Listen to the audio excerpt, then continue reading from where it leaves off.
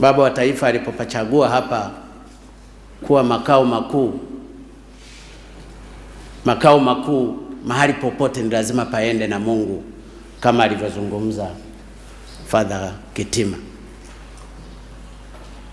Kama utaniruhusu, Mwasham Baba Askofu Mkuu, kama tulivyoanza kuchangia kwa ajili ya ukarabati na ujenzi wa kanisa hili na maeneo mengine, kama utaniruhusu, na hili na kuomba sana Mwasham Baba Askofu, kama utaniruhusu na kama sitakukwaza, basi tutumie siku ya leo pia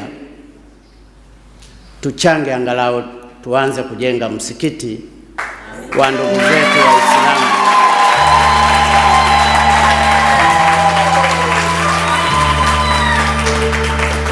ambao msikiti wao ni mdogo, nao wako pale kwa ajili ya kumtukuza Mungu, na baadhi ya wasaidizi wangu wengine ni Waislamu, na nataka niwatajie mmoja tu.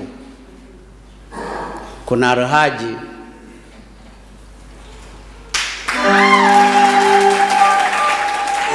huyu ameshaenda kuhiji mpaka Maka, lakini ni msaidizi wangu. Ninapoingia humu inabidi lazima aingie kanisani, lakini inapofika siku yake ya kwenda kumtukuza Mungu Mola wake, nimeambiwa kuwa ule msikiti bado haujawa mkubwa mzuri na kadhalika. Katika upendo huo wa Kristo,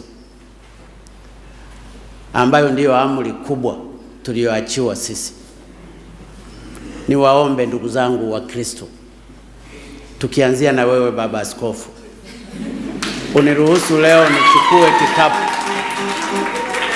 ili kama sitachukua muda wako mwingi, niwaombe ndugu zangu wa Kristo wenzangu, tuanze kuchangia, ili hizi fedha tutamwomba baba paroko angalau akaziwasilishe kwa shehe kwenye msikiti wetu, na tutajipanga taratibu namna tutakavyoweza kuukarabati.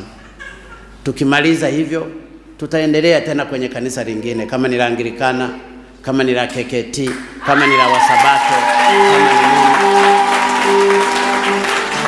ili utukufu wa Chamwino katika kumtukuza Mungu ukasimame katika maisha yote. Sasa Baba Askofu, kama unaniruhusu hivyo, na angalia kikapu hapa. Umeniruhusu Baba Askofu? Aha.